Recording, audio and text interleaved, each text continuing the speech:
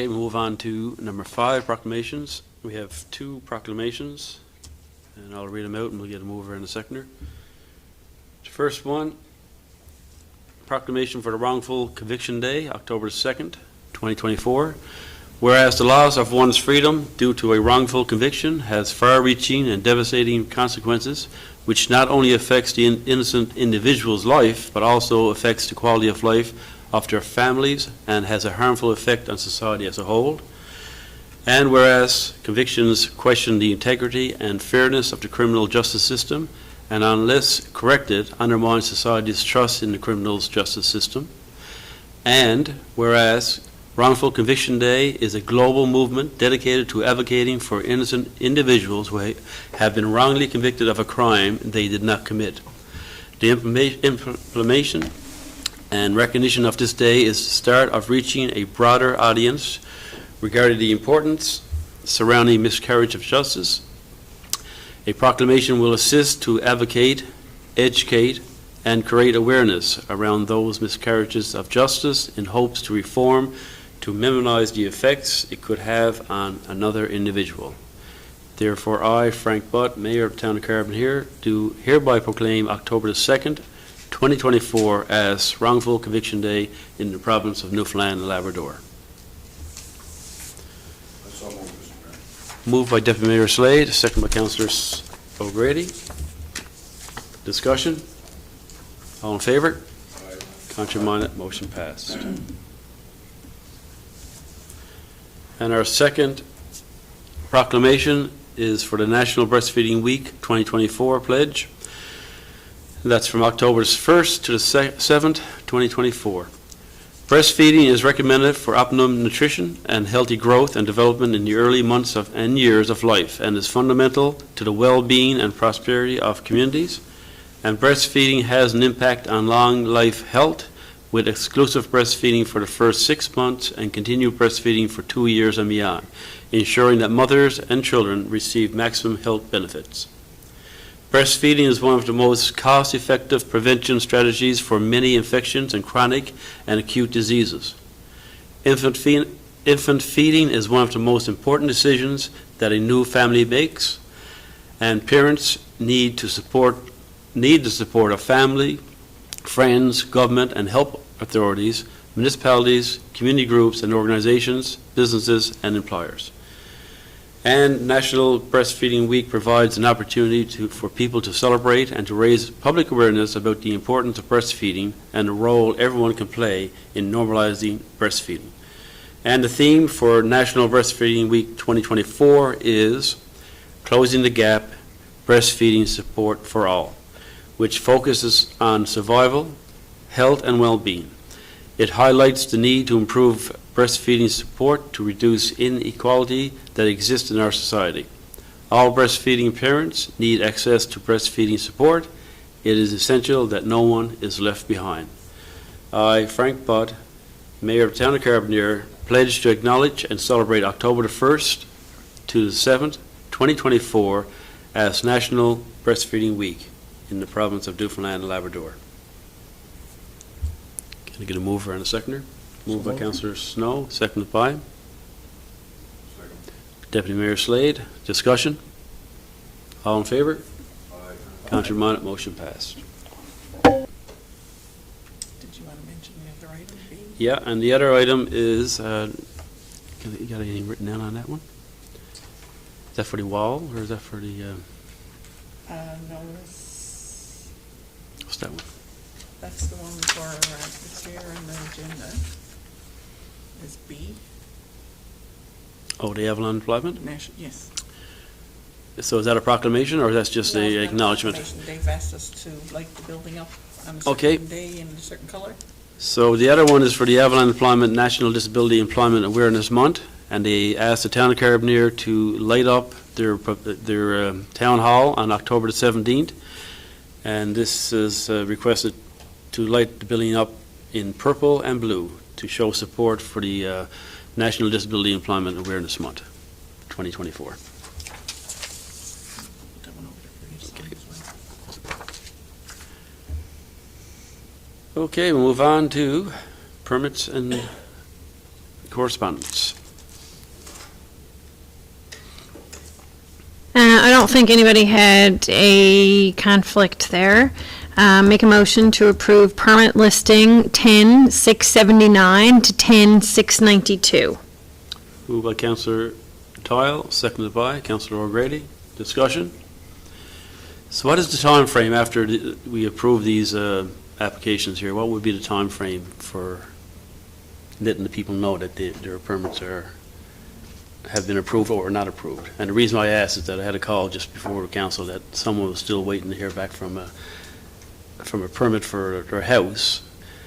They know it wasn't approved, but they still haven't had any acknowledgement on it, and they're sort of tied up on it. Is there a time frame? Okay, I'll have to get the details. Yeah, but in general, what is? Generally, these are already issued by the time they get to the meeting. Not, Preliminary. yes, these ones actually have been issued, but, sorry. Yes, major ones like houses. The ones on the listings here now have been issued previously, but if one has gone through development committee with some concerns, and there might need a discretionary use ad, et cetera, we have to wait until that ad has expired, Yeah. and the opportunity is made for someone to make representation on the advertisement, and then after that it would be issued if we don't receive any objections. Other than that, it may just be that the permit is still under investigation. So that's why I said you can let us know afterwards, in particular Yeah, who you're okay. speaking of, and we'll look into it. The details are also always in the minutes Yes. with the discussion that's taking place around applications. All in favor? Contrary minded, motion passed. 6.2, correspondence requiring council's decision. Yes, Mr. Mayor, I have a motion on that one. Go ahead, Councillor O'Grady. Whereas the town of Carbonear has received and reviewed the Ultimate Recipient Canada Community Building Fund Administrative Agreement 2024 to 2034 with a total funding allocation of $1,171,077 over the first 5 years from 2024 to 2028, with the funding levels for 2029 to 2034 to be provided based on results of the 2025 census. Be it resolved that the Town of Carbonear approves the Ultimate Recipient Canada Community Building Fund Administrative Agreement 2024 to 2034 and authorizes the Mayor and Town Clerk to sign the agreement on behalf of Council. Moved by Councillor O'Grady, seconded by Deputy Mayor Slade. Discussion? Is that the former gas tax? Mhm. Yep. All in favor? Aye. Contrary minded, motion passed. Who's the seconder? Deputy Mayor. Okay, 6.3, correspondence received and action taken.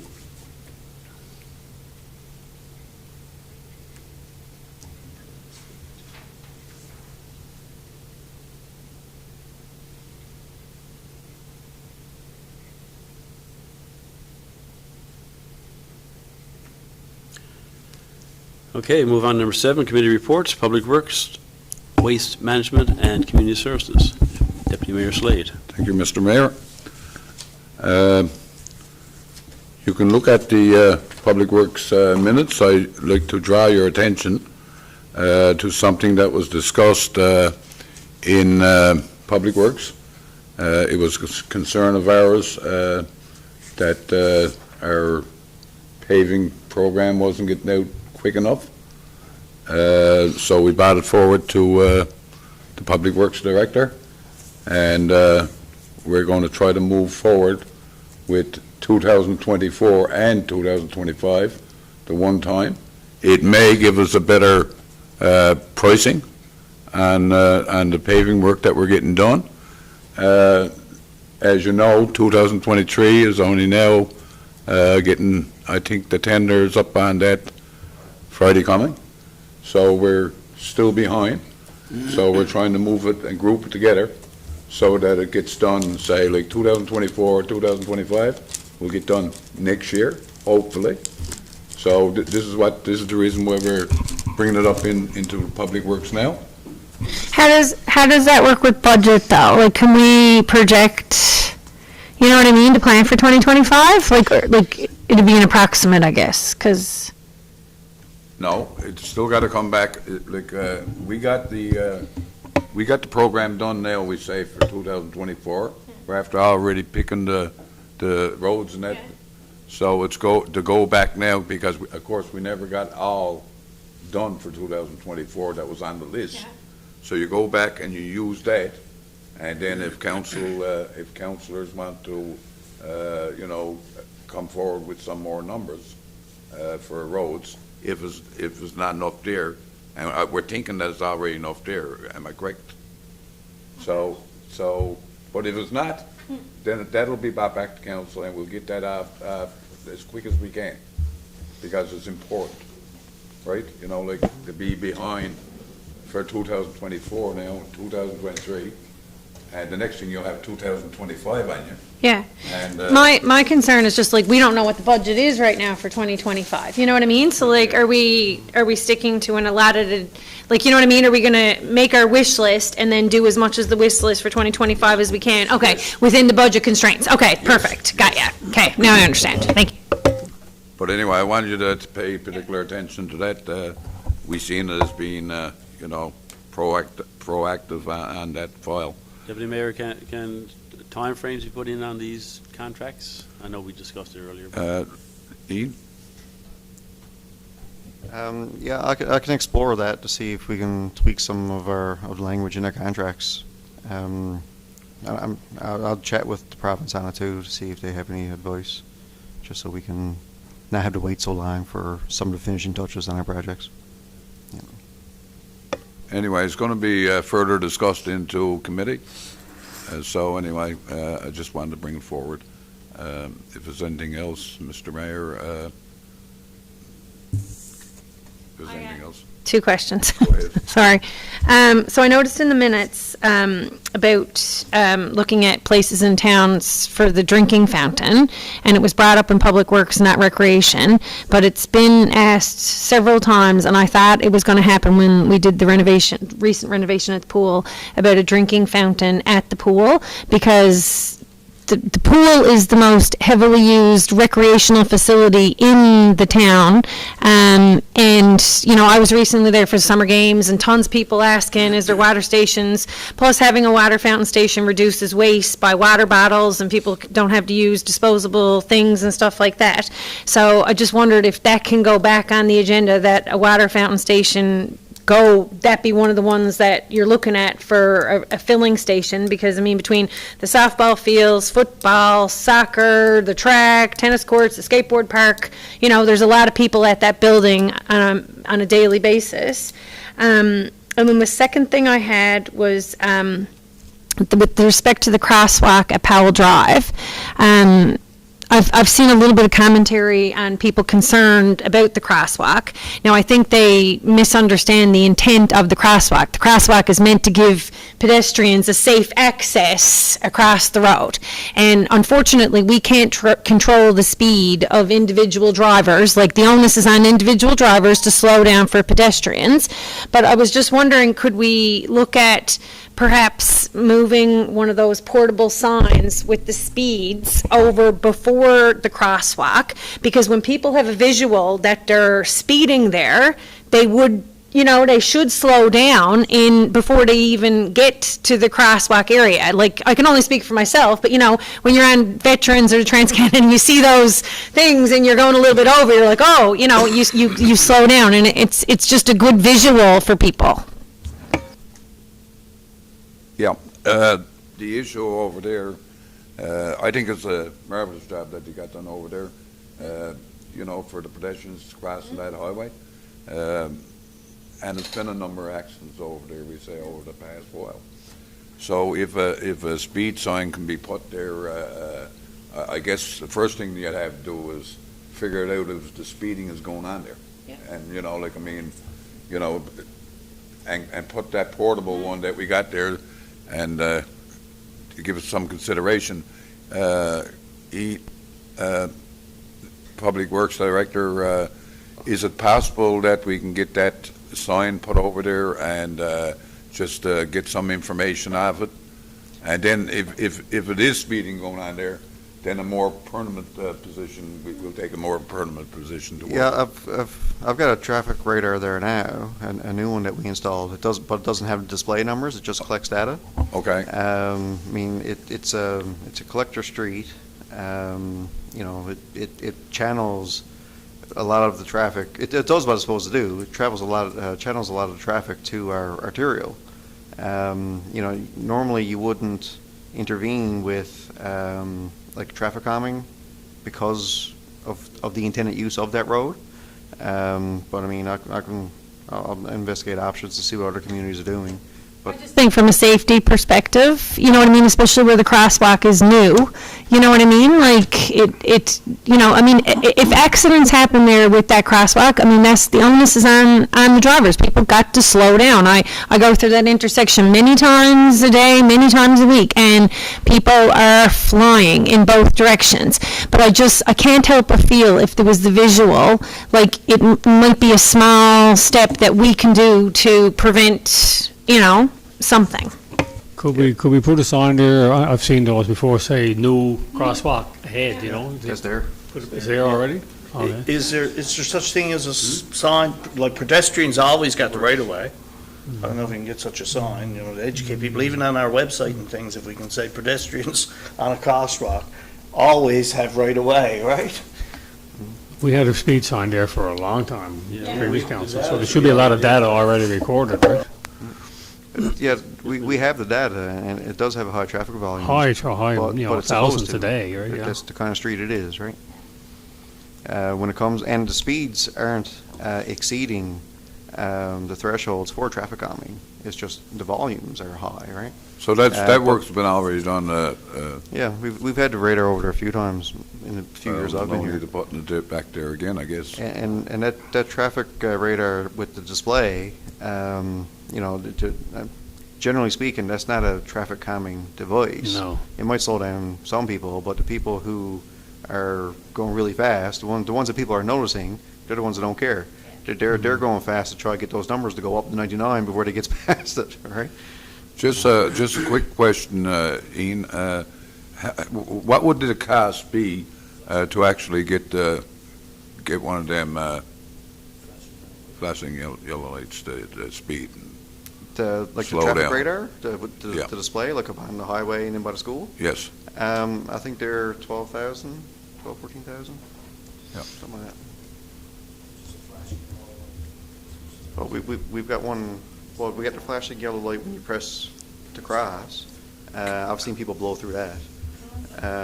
Right, but it's still new, so I'll give them a bit of a dip. Can we, And well, we've got one of those amber flashers down on Ponside, bottom of Ponside, and people don't see that no more. I think the longer it's there, people just ignore it after a while, they don't even notice it, right? but that light down there, Councillor O'Grady, we were here a long time trying to get something done there where it was 4 mediums traffic, Yeah. and it done its job. Public Works Director O'Grady was here at that time, and there was some talk about how we were going to source the power and one thing and another.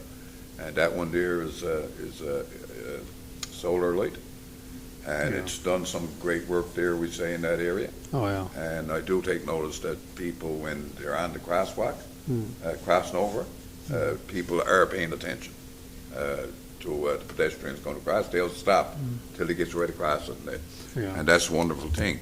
But I don't know, We got a light on Not that very crosswalk many, now, don't we? We Not very push. many people stops, let the people go across. Can you get those LEDs? well, I always do. Oh, I do as well. And, it's important, and even if they're just starting over there, Yeah. and I can get through here, I won't go through. All right, No, boys, stop. let's Yep. go this way here now. and get- But anyway, probably Ian can come back with some kind of a solution for that over there. Yeah. Just, yes. And also, these stop signs that has the flashing lights, that says there's a stop sign here coming out Industrial Crescent and White's Road. I've seen some people just Which through there? driving on through. I guess they don't realize that they're not, there's a stop sign there. Maybe they're not conscious that there is a stop sign there, but Just- something with a flashing light that says stop. Just a little while ago, someone took that stop sign right out of the ground. Struck with a vehicle, yeah. Deputy Mayor? Okay, sir, that's, oh, we got one. No? No, okay. When Ian, no, when Ian does, these are good. Okay, any questions for the Deputy Mayor? Thank you, sir. Thank you, Mr. Mayor. All right, let's move on to Administration and Finance. Thank you, Mr. Mayor. The Administration and Finance Committee met September the 12th. It's not too much to talk about, I guess, in this meeting. There is, we have decided, as you all know, to do a management review, so there's going to be a request for proposals, RFP, posted for that review. I got a resolution here. Resolution number 1, resolve to advertise for requests for proposals for consulting services for an organizational review. Moved by Councillor O'Grady, seconded by Councillor Snow. All in favour? Aye. Councillor Minor, motion passed. And there's some correspondence there, as you can read, and there's a couple of questions under the Human Resources section. Under new business, we did, I guess, discuss again the municipal assessment agency reassessments, but we did talk extensively about that in the last council meeting, so I won't go through that again. But and you know, we're still trying to get a meeting, I guess, with the RSMP, which is something we can bring up as well that we just spoke about on Powell Drive. Maybe they can do a blitz or something there, you know, someday. And I've invited the RCMP to our next council meeting to okay, give an update on whatever they want to update on. okay, that's good. It's the second of, well, whenever it is, second Tuesday in October. The 8th. Okay, sounds good. And I guess we're still also trying to get our meeting with our MHA. That's been rescheduled a few times, but that's still trying to get that. Other than that, if anybody's got any questions, that's it for me. Any questions for Councillor O'Grady? Thank you, sir. Okay, move on to Recreation, Special Events, Culture, and Tourism. Deputy Mayor Slade. Thank you, Mr. Mayor. Unfortunately, my two committee members one is sick today, and of course the other one is he's gone furlough. We're not sure. I think he may be in town. Anyway, Mr. Mayor, you can peruse through the Recreation Committee. There's no motions coming out of the Recreation Commission or the committee today. So if you have any questions, I'm sure if I can't answer, I know so I'm going to be asked. Our Recreation Director is over there. He can certainly answer the question. I got two. Under 5B, I sent that in, that some of the storyboards around the boardwalk out here are deteriorating, and it got there that they will be removed. I don't think they should be removed. I think they should be replaced. I just wanted to point that out. So the one that's out there, the George Earl one that names the boardwalk, that one's very faded. Like, I do think there should be something go back there. I don't think it should be removed and taken down and nothing put back there, but it's very faded. And one of the ones that the children did, I don't know, 10 or 15 years ago, it's coming up out of the thing, and it's very faded as well. And like, I think they're nice additions to the boardwalk, but I think there should be some ideas discussed about what can be put back there in the replace. You know what I mean? I don't want to remove them. I want them replaced. And the other thing I had was up under, yep.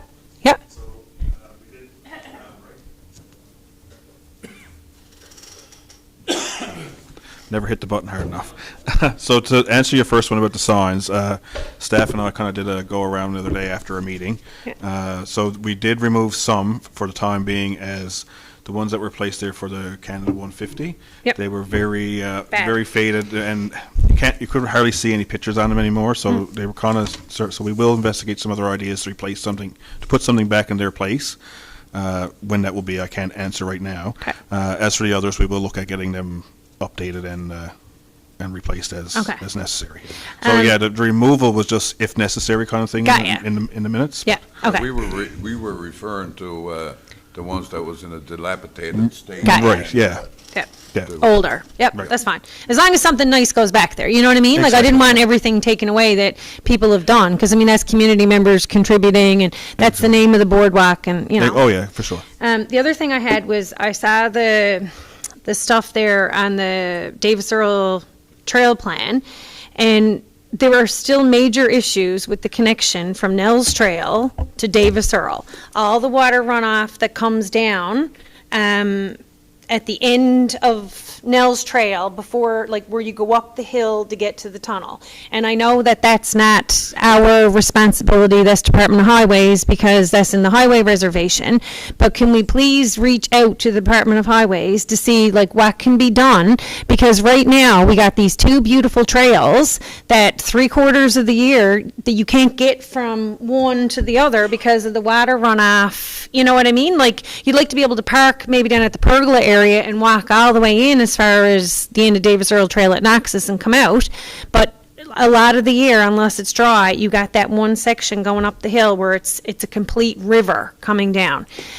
So, you know, to me, like as part of this plan, it'd be nice if Department of Highways was contacted to see what, you know, can they redirect the water or do something with it so that it's accessible to residents to walk on. Can make that note. I think it's something that we can't, like you said, we can't do right now, but we'll make that note and see who we can reach out to. And Yeah, I mean, see like. what suggestions there are. Yes, please. Yeah, I think, you know, you're probably going to have difficulty getting the Department of Highways to do, but if they'd let us even put us, you'd only need a small drain there to dry up that area. But I mean, they put in the tunnel for people to get under the highway, so I mean, they know people are using it. And not only that, some of the kids are using it to walk to school and all the rest of it. And when we put in those access roads, the kids lost the access there, you know, to walk safely to school. So they put the tunnel in, but then they still can't get there because the hill is all water a lot of the year. I think, you know, like, I mean, the committee can certainly try to see if Department of Transportation would have anything there that could possibly solve that situation. So it's something that the committee will look at, I'm sure. Yeah, and from my perspective, I think I also see there's some discussion there about, you know, lights for the football and things, you know, which is a considerable amount of money, which, you know, I guess you'd have to look at it for next year's budget, but as Councillor Doyle was saying, you know, like the Recreation Master Plan had a lot of things in there about trails and things, and we'd like to see some money.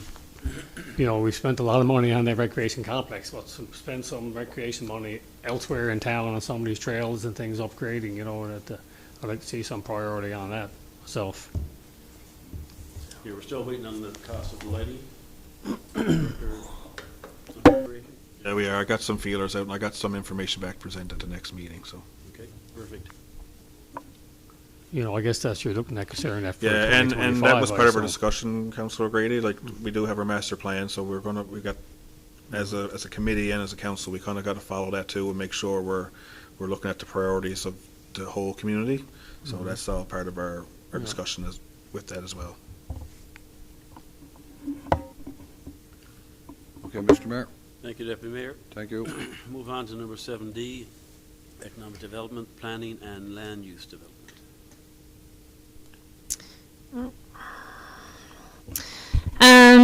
The committee met on September the 19th. We had a delegation in from property owners who were looking for some advice and trying to come to some resolution about an issue with their property. So they're gone off to seek further information on that would better help the town, help them. They've provided that? Okay. Good. Done. Excellent. So under business arising, you can see there's there's going to be some motions coming from that. Some of them they're still waiting on further information from. We have a number of development applications there.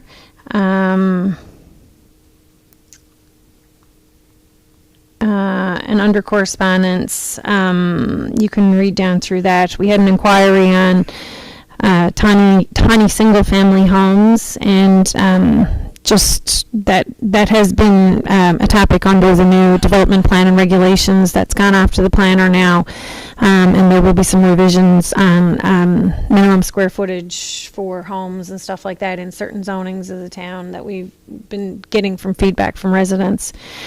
Under the economic development report, there was some, great information came from there. Recently, we approved a billboard, and the numbers from that were, I thought, very good. While the billboard was up, there was over 25,000 hits from Ontario alone in the 2-week period. And the pages that they visited on the Town of Carbonear website included the attractions, things to do, and accommodations. So I thought that was, great advertising for the municipality, and hopefully that results in some tourism increases for 2025. The Town of Carbonear co-hosted a meet and greet with some other municipalities in the area last week for year 1 and year 2 of the family medicine residents from the Munn School of Medicine, and it was also in collaboration with NL Health Services. There was probably, I guess, about 30-ish students there. It was great there was members of council there. It was great to have a chat with them and answer some questions and try to sell Carbonear as much as we could to them, and answer questions about recreation and education and housing and all those kinds of things for them. The Harvest Festival is coming up from October 1st to November 1st. The town sent out a call for promotions, events, and sessions to the businesses and non-for-profit community. And unfortunately, as of our meeting, our EDTO reported that she wasn't getting a lot of feedback from businesses and not-for-profits and stuff within the community. And I mean, this is a great opportunity for the town to share your information and include it and highlight you, and it's free promotion. So I think she's still accepting information, so please pass it along to our EDTO. She also reported that there's some business sessions being planned for each month during the winter months, and the schedule will be sent out to businesses in November. And someone on the committee inquired about the stars that we put out for the Christmas winter season, and they do have them on order, and there'll be more on order, so they will be included. This current phase will be the snowflakes, they'll be included in phase 2 this year, and they'll continue to buy more, each year. Under ongoing business, there's still a number of applications there. We've asked staff to reach out to some of the applicants on a number of them, because a number of the, pending applications, we don't think they're proceeding for a variety of reasons, whether government funding or zoning or whatever. So just to try to, minimize some of this list, we're going to get the staff to reach out to them. Under development Resolution number 1, resolve to approve the following applications in accordance with applications submitted, the Town of Carbonear Municipal Plan and Development Regulations and other conditions as specified. To install fence and signage at 195 Water Street per fence regulations and signage regulations. And the second one, to complete interior renovations and open a new business at the TC Square Mall, conditional upon receipt of approval from Service NL and other applicable government departments and agencies. Moved by Councillor Dodd, second by Councillor O'Grady. Discussion? All in favor? Contrary minded, motion passed. And the second one, I was understanding that we weren't doing anything with that one because that application had been withdrawn. The reason why it's put there for a refusal is so that when we refuse a permit because it doesn't meet the requirements, we refund the permit. Oh, perfect. Okay. Okay. Excellent. Okay. Resolved to refuse the application to construct an accessory building at 86 High Road South as the proposed development does not have the minimum building line setback requirements. Moved by Councillor Doyle, seconded by Councillor Snow. Discussion. All in favour? Councillor Minor, motion passed. And that was it for us. Questions for Councillor Doyle? Thank you. And my screen is frozen. I need, oh, yes, you may.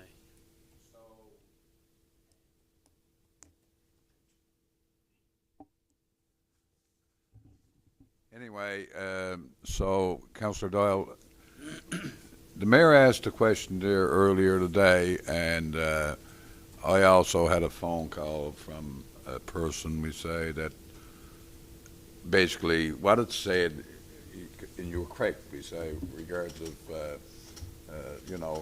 giving a reason or whatever the case may be. But in your note, in your minutes of your meeting, it said that staff was supposed to contact this gentleman and let him know, we say, like what his options were and one thing and another. And up until this point in time, nobody from the staff has contacted him or anything. So that's the question the mayor was trying to ask. Okay, so is that regarding under number 2? The second item under number 2? I'm not sure, I'm not back there. I'm into the, come on now. Okay, so if that's the situation, the development committee only met on Thursday evening, and we didn't finish till 5:30, so it was Friday, Monday, today, and I think the director's been very busy with Adelaide Street and so on and so forth. In addition, the MEO has been off work. I think he was off for a few days to measure it. So unfortunately, that might not be the answer anybody likes, but sometimes things take, a couple of days. Yeah, Yeah. and I don't have any problem with Yep. that, as long as we, we fulfill that part of it, Yep. we say, and Yep. make sure that we do get back to the people Yep. and try to have that Yep. conversation. And there's not a whole lot of issues with that particular application, but sometimes what I can share with it being very general is sometimes people might buy a piece of land, for example, and where specifically they want to place something on the piece of land might not fit exactly where they want to fit it, but when staff look at it, which is not necessarily staff's job to, it's their job to, provide some advice, but they don't have to go up and measure specifically for residents. The onus is on the residents for that. But sometimes they can suggest if things are oriented in a different way, then they can get the setbacks that they need from the rear and the side yards and the front in order to, build what they want. So that's what we do in committee, is you problem solve those kinds of scenarios. Yeah, and thank you for that, and I'd just like to say, the town has a piece of property in that area too, and there was some request in there to clean the drains, and of course, that didn't happen. And this gentleman spent $5,000 on cleaning the drain and one thing and another. So if the town has a piece of property there, and they don't want to clean the drains, then maybe the council should think about getting a clearer that asset. I'm not sure that residents are supposed to clean drains on property that's owned by the town. The director of operations can comment on that. But if the town has land that they don't want, and generally when we have the auction, this is when some of this land comes up. It's got to go through the same process that all other acquired land and property goes through. Like, we can't handpick anybody and say, you can have it or you can have it. When we have an auction or whatever, anybody, it's free for anybody to come to those things and bid on those, those buildings or pieces of land or whatever. Yep, And nobody's asking for, that to be designated to that individual. But if it was put out on tender, if the town got a piece of property there that they're not going to clean the drains and one thing and another in, what would the town wish to keep it for, first of all?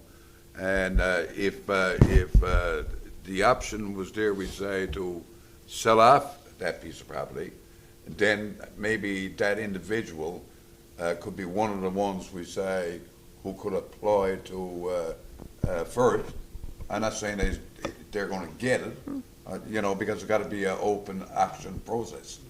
But it would give him the opportunity, and then he would come. I'm assuming that if the town had property that had a ditch on it and someone called and complained, then that should have gone to Public Works for it to go on the work order system. And the Director of Operations can comment, because I don't know anything about it. Yeah, so the condition of that drain wasn't affecting any of our property, so we couldn't prioritize going up and ditching it to protect private property. So this resident requested, he asked for permission, which went to committee, to go and clean it up himself, and we said yes. Which is not unreasonable. He should be looking after the drainage on his property, right? So it's their responsibility, it's their property that they're trying to protect. So that went through the proper channels, and we gave permission for that. There were some stipulations, don't have tracked equipment on our street, and don't come in within a certain distance from our street, because we didn't want them to affect our infrastructure with their work. But as far as I know, everything went okay in that regard. And with respect to acquiring town land and selling town land, our town clerk could probably better speak to that. I just know from other experiences here, when we've acquired land, it's got to go up on that action, and then it's got to go to a second action, and then that's all governed by provincial statute. And then after so many trials of that, then it can finally go to a real estate agent, but then it's got to go up for fair market value. And it's unfortunately my understanding from 7 years here, a lengthy process, and I'm not even sure when our next auction of vacant land, etc., would even be. That wouldn't apply here, because when we do auction properties, that's because we're trying to recover the taxes that are owing on properties. So that is the only way that we auction off properties. And if somebody pays the taxes, then the auction doesn't take place. And yes, there are quite a number of stipulations around that process. However, if we currently own properties throughout the town, which we do own several pieces of property, but usually for a reason, whether it be that there's drainage going through the property or various things, but there may also be some, and I think there are, that we obtained some years ago through the auctioning of properties for tax arrears, which may be in our land inventory. So we, you as council, the town, could consider reviewing those properties and deciding if you want to place any of those for sale by tender. But there is a separate policy as to how you proceed with that. So if some individual comes to us and they recognize that the town owns a piece of land next to them, and they're interested in acquiring, we would still be required to go through the same process. If the town doesn't want to keep the property and are willing to sell it, then we have to follow the process designated for sale of municipal. So we should probably refer this back to finance to start to prepare a list of these particular properties, because, if they're of no use to us, then they may be of use to other people, and, that Yes. benefits everybody. Yes, certainly. Yeah. Okay, Mr. Mayor, thank you. No problem. Let's move on to number 8, Director of Recreation, Mr. Button. Thank you, Mr. Mayor. Just got a report there to kind of give you a synopsis of what happened over the summer months or summer season. All of our new pool equipment has been installed. Our climbing wall was a hit all summer long. Currently, it is not in use. However, we did have to take it down for summer games, as when we host a swim meet, it has to be removed because it protrudes over into the water, into a lane, so it becomes an obstruction for swimmers. It hasn't been reinstalled yet, as there is another swim meet in October, at the end of October, and due to the size of the climbing wall and the strain of putting it up and down, we were afraid with the frequency of taking it up and down so often in a short period would cause damage to it, so we're waiting till after the meet. As I noted here, this is a unique year where we had summer games and we had another meet, whereas normally we only have one swim meet per year. So taking it down once a year and putting it back up again is not really too much trouble. It's just to put it up for a month and take it down, put it up again. It was a lot of work and put a lot of strain on our workers and the wall, that we just kind of waited till after October to reinstall the wall. Having said that, we do have our new swing rope zip line, our aqua zipping installed, which I indicated, and that seems to be another hit for all the patrons. So those two items seem to be really good additions to our facility. I would also like to acknowledge Canadian Tire for a donation of some trees that they had for us. They donated 12 maple trees, which we've to our recreation department, which we've planted throughout the town to make sure they were put to good use. I do have a few more to be planted, but for the majority of them have been put in the ground. So again, thank you to Canadian Tire for that donation. There on our financial and program analysis, you can see we're doing fairly well for 2024. Our revenues are ahead of last year, and so are our pool visitations. Lesson registration appears to be down a little bit, but to me that's pretty close to even based on the number of classes we have. Is probably about a half person per class that we're under from last year. So our numbers have been strong again this year, which is good to see. Programs and grants. June's Recreation Participation Month, I guess I can say it was a wonderful success. As we're all aware, we were named Newfoundland and Labrador's most active community for June, and we did receive an award of $15,000 for that recognition. So I don't know if it had actually been to a council meeting, so I wanted to make sure it was brought forward and congratulate to all our citizens for all their hard work and coming out and getting involved in what we had to offer for the month of June. Further that, I kind of provided a breakdown here of what we've done all summer. I provided one back in May to talk about our winter/spring events. So I figured it'd be just now that summer season's over, I'll give you a breakdown. So we did have 53 swimming classes offered, which saw 199 participants. We offered 3 leadership courses, which is our lifeguarding and instruction courses, and we had 26 participants involved in that.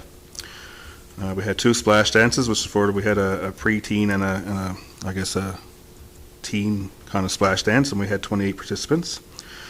Our summer program, which runs annually for 6 weeks, we had 118 participants, and as part of that program, we offered 3 different, special events, we'll call it. So the first being Clay Cafe came out and did a couple sessions here on site. One was a slime making, and another one was an ornament making, and we had 71 participants involved in those 2 sessions. We did 2 field trips, one where we brought the children to Bowring Park for a day when we had 43 participants. Another, we brought the children to St. John's and Get Air, which we had 39 participants involved.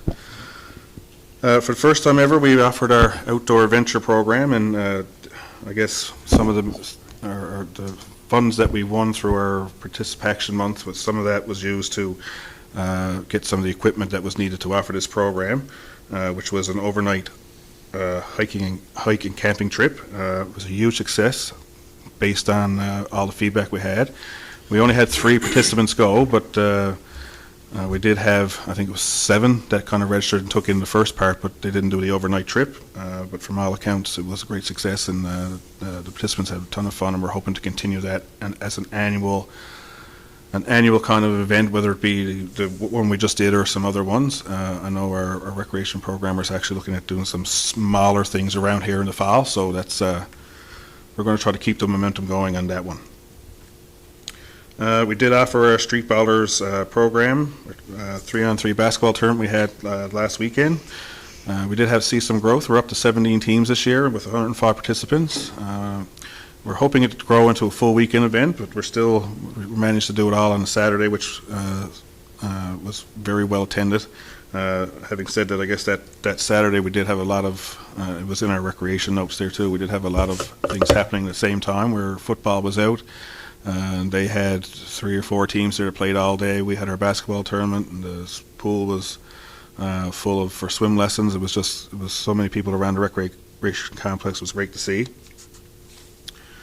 The other thing is we had 2 adult paint nights over the summer season from the last time we reported, which saw 37 participants.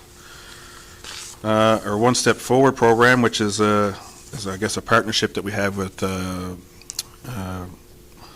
it's not Eastern Health anymore. I guess it's Health and Health Services it's called now, is it?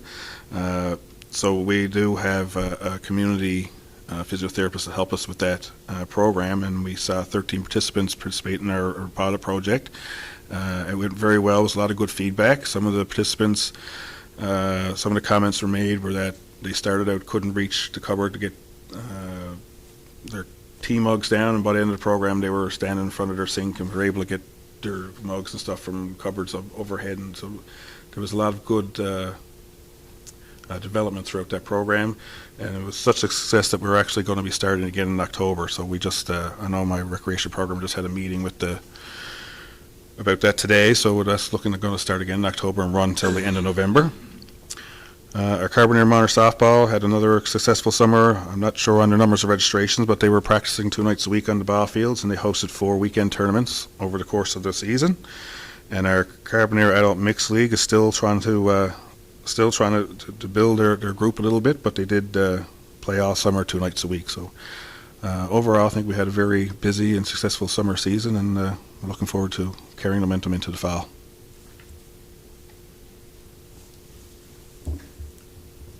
Any questions for the Director of Recreation? No, just a comment, Mr. Mayor. I'd like to say, the reports I'm getting out of the pool as for the zip line, they love it. And so it's a new add-on to the pool, and certainly appreciate it. Yep. Thank you. You mentioned you still got a few trees left over. I get an occasional complaint that the track's still too dark in the nighttime, and I know one into the western section there's a tree kind of blocking the light.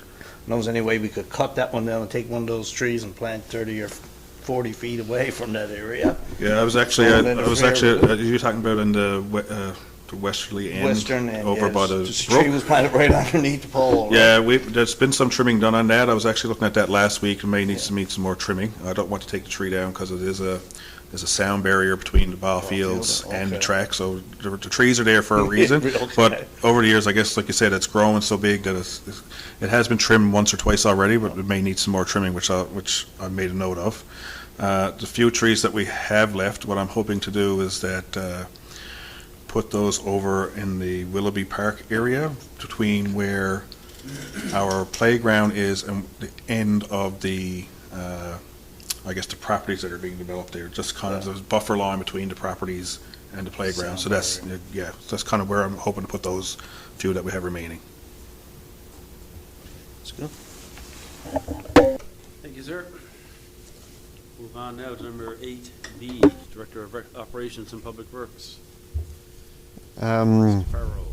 Thank you, Mr. Mayor. I'll have a report for the next meeting, but we do have a resolution there with respect to Adelaide Phase 2.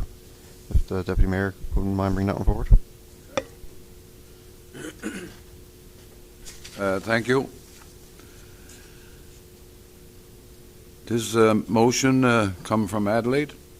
Whereas the consultant for Adelaide Street Phase 2 has identified a potential project overrun. Conflict there. Pardon? Are you in conflict?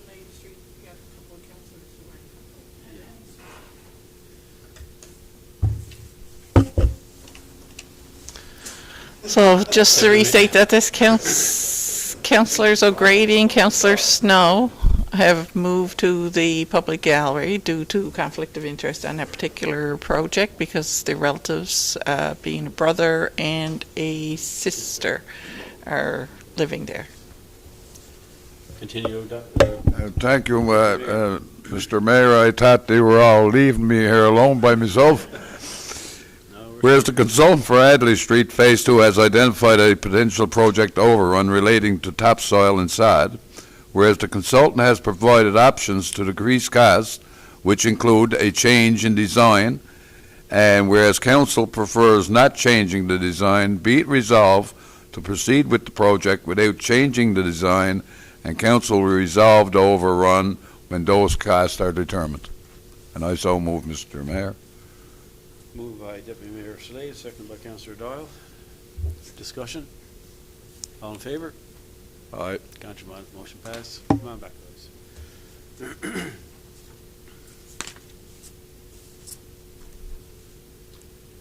All All right, we'll move on to number 9, finances, operating invoices over $2,000. Is that the one? No. Okay. Go ahead, dear Councillor O'Grady.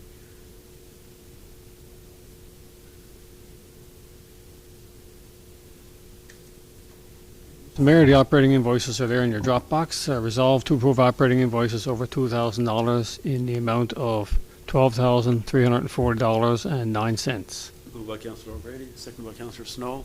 Discussion? All in favor? Aye. Contrary minded, motion passed. So the next one is for Adelaide Street again, so myself and Councillor Snow have to step out again. I'll go off and do that one. For the same reason. Adelaide Street upgrading, Phase 2, 17 GI 23002 to Meridian Engineering Limited, invoice number CC 108152 in the amount of $7,260.38, and to Cougar Engineering and Construction Limited, claim for $111,588.01. Moved by Councillor Ball, second by Deputy Mayor Slade. Discussion? All in favor? Aye. Contrary minded, motion passed.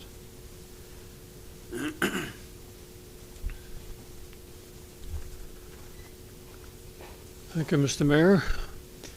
The next one is for Powell Drive, street upgrading Phase 2, Harborside Transportation Consulting, invoice number 3227, the amount of $3,073.38. You want me to do the other one as well? Okay, for Water Street, okay, yeah, Water Street, landscaping 17-GI-21-00075. Black Diamond claim number 4B, $55,755.45.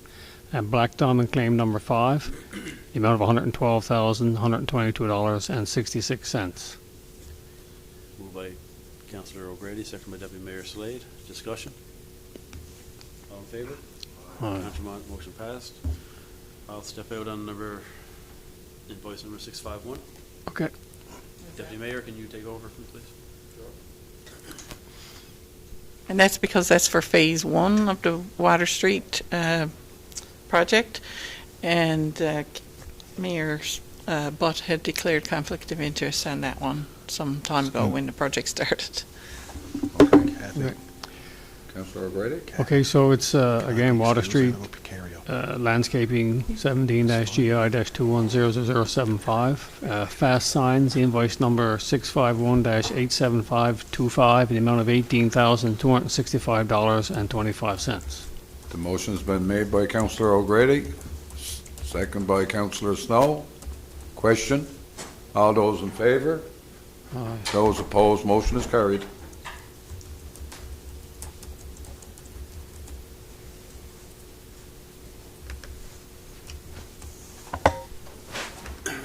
Did I miss anything?